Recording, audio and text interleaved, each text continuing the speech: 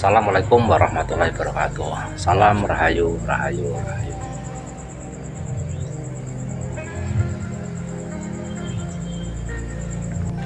Teman-teman, di dalam cerita bersejarah yang saya bagikan kali ini, teman-teman, itu adalah sejarah tentang kerajaan Majapahit. Tetapi di episode kali ini saya ingin menyisipkan sedikit cerita sejarah tentang perjudian yang ada di tanah Jawa, terutama perjudian pada zaman dahulu atau perjudian ketika zaman Jawa kuno, teman-teman. Perjudian pada Jawa kuno itu tidak hanya sekedar diatur, tetapi juga diawasi, bahkan pelaksananya itu memang ditarik pajak oleh pemerintah. Jadi perjudian di zaman kuno itu memang benar-benar legal, teman-teman. Di balik perjudian di Jawa kuno, teman-teman, itu terdapat kisah-kisah tentang keberuntungan, takdir, dan juga pertolongan dari alam gaib, teman-teman. Salah satu kisah yang melegenda tentang perjudian ini adalah Bang Samparan. Dia adalah seorang penjudi dari Karuman yang menderita kekalahan dan terjerat hutang, kemudian memilih untuk meninggalkan kampung halaman dan bertapa di suatu tempat yang dipercaya tempat itu memiliki kekuatan spiritual yang sangat tinggi.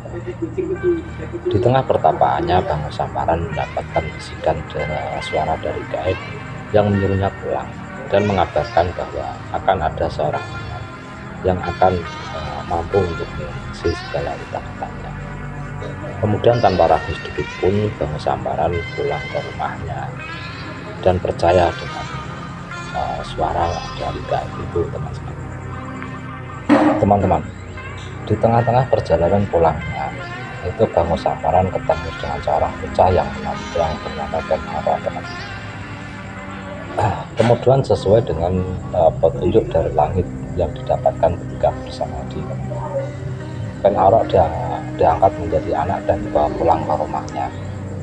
Hingga keesokan harinya Ken Arok dibawa ke tempat perjudian, dan memang ternyata Ken Arok membawa keberuntungan tersendiri bagi Bang Samparan. Hari ini Bang Samparan menang banyak. Kisah Ken Arok yang diangkat anak menjadi Bang Samparan dan berhasil menang judi itu adalah awal dari kisah yang ditulis oleh para raton sebelum kemudian Ken Arok itu mendirikan kerajaan Singasari. Para raton adalah naskah yang menceritakan tentang masa keemasan abad ke-13 sampai ke abad 16, teman-teman, yaitu dimana tentang keemasan Singasari dan juga Majapahit. Para raton ini ditulis pada masa akhir Majapahit oleh Empu Prapanca, teman-teman. Yang tertulis di dalam naskah para raton itu seperti kisah Bang Samparan yang menang judi atas bantuan Ken Arok dan bisa menjadi orang kaya raya, teman-teman. Meskipun tidak jelas ditulis jenis perjudian apa, tetapi para ahli sejarah itu sedikit banyak mulai mampu menguak perjudian apa yang dilakukan pada zaman itu, teman-teman. Salah satu para ilmuwan itu melihat ada relief di Candi Jago yang menggambarkan perjudian yang dilakukan oleh Kresna melawan Sengkuni, teman-teman, di cerita Pandawa, bahwa mereka itu melakukan perjudian dadu. Kisah-kisah seperti ini menjadi hal yang menarik, teman-teman, tentang perjudian yang tidak bisa dipisahkan dari budaya masyarakat Jawa, teman-teman, dari zaman dahulu bahkan sampai zaman sekarang. Jenis-jenis perjudian pun semakin hari semakin berkembang dan semakin banyak, teman-teman, dan mengikuti perkembangan zaman menjadi semakin canggih, teman-teman. Pada zaman Jawa kuno itu perjudian yang sangat dominan dilakukan oleh masyarakat kala itu adalah sambung ayam. Dari beberapa prasasti itu menyebutkan bahwa sambung ayam itu adalah perjudian yang sangat dominan. Salah satu contohnya adalah yang dilakukan oleh Anusapati ketika akan terbunuh melawan Tohjaya. Di acara arena sambung ayam inilah Anusapati bisa dikalahkan atau dibunuh oleh Tohjaya, teman-teman. Meskipun sambung ayam itu mendominasi perjudian di Jawa kuno, teman-teman, tetapi ada banyak bentuk-bentuk perjudian yang memang disebutkan di dalam prasasti-prasasti. Di antaranya adalah adu kambing. Selain itu juga adu babi dan juga adu burung merpati.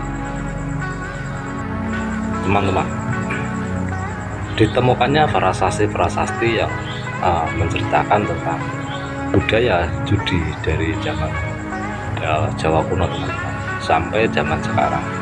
Itu maka tidak heran kalau perjudian itu sangat sulit untuk diberantas. Tetapi dari belajar dari sejarah yang telah terjadi, bahwa setiap perjudian yang ada itu selalu menjanjikan sebuah kemenangan, tetapi hasil yang kita terima itu adalah selalu kekalahan. Kekalahan itu bisa menyebabkan kita terlilit oleh hutang, dan tindak pidana kriminal bisa kita lakukan dengan pengaruh dari perjudian ini.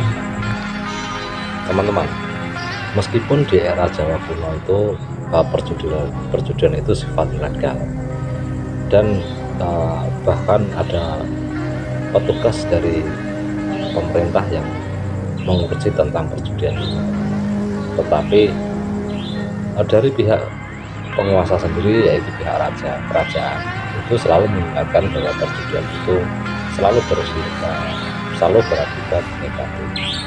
Dan para sesepuh ataupun para guru itu juga selalu memberikan nasihat-nasihat kepada para murid-muridnya tentang bahaya perjudian.